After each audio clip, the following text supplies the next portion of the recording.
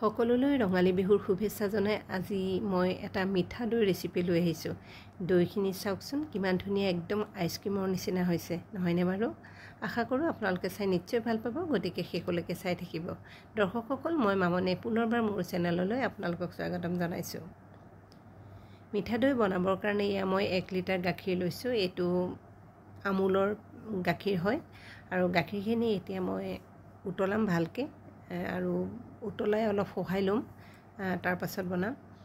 গতিকে চাই থাককচোন মই কেনেকৈনো বনাওঁ। আপোনালোকে কেঁচা গাখীৰে বনাই নে গাখীৰ উতলাই বনাই দৈ জনাব। এয়া মই গাখীৰখিনি ভালকৈ অলপ সহাই ল'লোঁ আৰু তাৰপিছত ঠাণ্ডা হ'বৰ কাৰণে ৰাখি থ'লোঁ। আনফালে এয়া দেখিছে এটা বাতি লৈছোঁ, তাৰ ওপৰত এখন চাকনি দিছোঁ আৰু এয়া দেখিছেনে প্লেইন দৈ। এই দৈটো মই ঘৰতেই বনোৱা, আপোনালোকে অনুমান কৰিব পাৰিছেই ঘৰত বনোৱা দৈ বুলি। চাওকচোন কিমান ধুনীয়া মখা দৈ, নহয়নে বাৰু? মই 3 চামুচ দৈ এয়া চাকনিখনৰ দি দিছোঁ। ইয়াৰ কাৰণটো হৈছে দৈত যিখিনি এক্সট্ৰা পানী আছে সেই পানীটো তললৈ সৰকি যাব আৰু দৈটো একদম গোটা হৈ আহিব, সেইকাৰণে অকণমান চামুচখনেও লৰাই দিছোঁ। আৰু এয়া চাওকচোন দৈখিনি আকৌ এবাৰ আপোনালোকক দেখাই দিছোঁ। মই দৈ সদায় আইনাৰ বাচনত বনাওঁ, তেতিয়া ভাল হয়, বেয়া হৈ নাযায়। আপোনালোকে বাৰু আইনাৰ বাচনত বনায় নে কিহত বনায় জনাবচোন। মই এয়া চামুচেৰে অকণমান লৰাই দিছোঁ পানীটো যাতে সোনকালে তললৈ সৰকি যায়, সেইকাৰণে। এয়া চাওক, আমি দৈ পৰাপক্ষত নিকিনোৱে, এনেকৈ ঘৰতে বনায়েই খাওঁ, ভালো হয় ঘৰত বনোৱা দৈ। সেইখিনি হয় মানে মই এইফালে চচপেনত আধা কাপমান চেনি দিছোঁ, এয়া দেখিছে আপোনালোকে।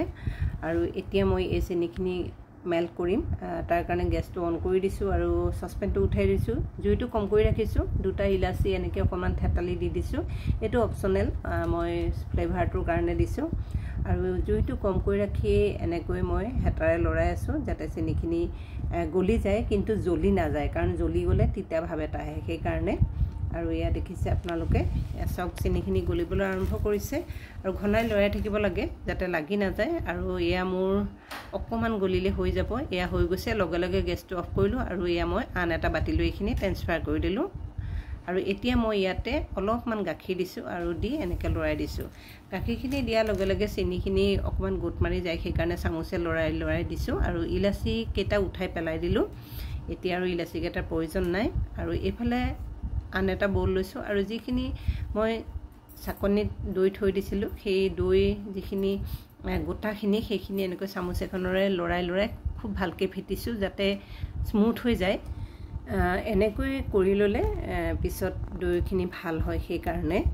আৰু এয়া চাওক মোৰ হৈ গৈছে ইতিমধ্যে। আৰু কেৰামেলৰ লগত যিখিনি গাখীৰ মিক্স কৰি থৈছিলোঁ সেইখিনি প্ৰথমে মই ইয়াত দি দিলোঁ দৈখিনিৰ ওপৰত।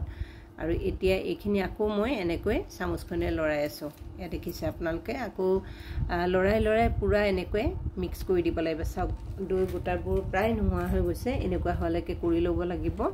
আৰু এইখিনি হৈ যোৱাৰ পাছত মই অলপ অলপকৈ ইয়াতে গাখীৰ দিম, কাৰণ বেছিকৈ যদি গাখীৰ দি দিওঁ তেতিয়া হয়তো চেনিৰ পৰিমাণটোৰ লগত নিমিলিব পাৰে, সেইকাৰণে অলপ অলপকৈ গাখীৰ দিছোঁ আৰু দি এনেকৈ মই মিক্স কৰি আছোঁ। আৰু ইয়াতে বেছি গাখীৰ প্ৰয়োজন নহ'ব, কাৰণ ইয়াত যদি গাখীৰটো বেছি দিওঁ তেতিয়া মিঠাটোও কমি যাব আৰু কালাৰটো সিমান ভাল নাহিব, সেইকাৰণে গোটেই 1 লিটাৰ গাখীৰ মোৰ প্ৰয়োজন নহ'ল, প্ৰায় আধা লিটাৰ, তাতকৈ অকণমান বেছি হ'ব আৰু এনেকুৱা ধৰণৰ হৈছে। আৰু এইখিনি মোৰ ৰেডি হৈ গৈছে এতিয়া। চাওক কি ধুনীয়া হৈছে ৰংটো। আৰু মই এয়া লৈছোঁ যিটো মাটিৰ কাপ, সেইটো ডাঙৰ বাচন এটাতো বনাব পাৰি, কিন্তু মই ভাবিছোঁ এটা বাচনত বনাওঁ আৰু আমি এজনে এটা এটাকৈ খাব পাৰিম। এয়া কেৱল মই ভিডিঅ'ৰ কাৰণেহে বনাইছোঁ, বিহুৰ কাৰণে মই আকৌ বনাম, এদিনতে যিহেতু হৈ যায়, গতিকে সেইকাৰণে প্ৰথম আপোনালোকক দেখাবৰ কাৰণে এনেকৈ বনাইছোঁ। এয়া দেখিছে 4টা কাপত মই দিলোঁ। আৰু এনেকৈ দিলে খায়ো ভাল পাব, ইহঁতেও ভাল পাব আৰু দেখিবলৈও ভাল লাগে। 4টাত দিয়াৰ পাছত অলপ থাকি গ'ল, গতিকে আৰু এটা কাপ ল'লোঁ আৰু সেইখিনি গোটেইখিনি ইয়াতে দি দিলোঁ। এয়া মোৰ ৰেডি হৈ গৈছে ইতিমধ্যে। চাওকচোন লাইটৰ পোহৰত হয়তো ৰংটো অলপ পাতল দেখিছে, কিন্তু ৰংটো বহুত ধুনীয়া হৈছে।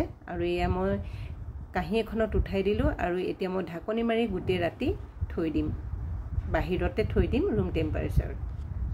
আৰু ইয়াৰ পিছদিনা মই এয়া খুলিছোঁ, চাওকচোন ৰাতিপুৱা দেখিছে কি ধুনীয়াকৈ দৈ বান্ধ খাইছে, চাওক দেখিছেনে আৰু এতিয়া এইখিনি খাব পৰা হৈ গৈছে কিন্তু মই 3 ঘণ্টামানৰ কাৰণে ফ্ৰিজত থম কাৰণ ঠাণ্ডা হ'লে খাই আৰু বেছি টেষ্ট লাগিব 3 ঘণ্টামান ফ্ৰিজত থোৱাৰ পাছতে মই ওলাই আনিলোঁ এটা বাতিহে দেখাইছোঁ চাওকচোন দেই মই উল্টাই দিম চাবচোন আপোনালোকে দেখিছে অকণমানো প্ৰয়োজন একদম আইচক্ৰীমৰ নিচিনা হৈছে নহয়নে বাৰু আশা কৰোঁ আপোনালোকে এই ভিডিঅ'টো চাই নিশ্চয় ভাল পালে গতিকে লাইক শ্বেয়াৰ কৰিব কমেণ্ট কৰিব আৰু মোৰ যদি চেনেলটো ছাবস্ক্ৰাইব কৰা নাই কৰি দিব আৰু যদি ফেচবুকত চাই আছে তেতিয়াহ'লে পেজখনো ফ'ল' কৰিবলৈ নাপাহৰিব ধন্যবাদ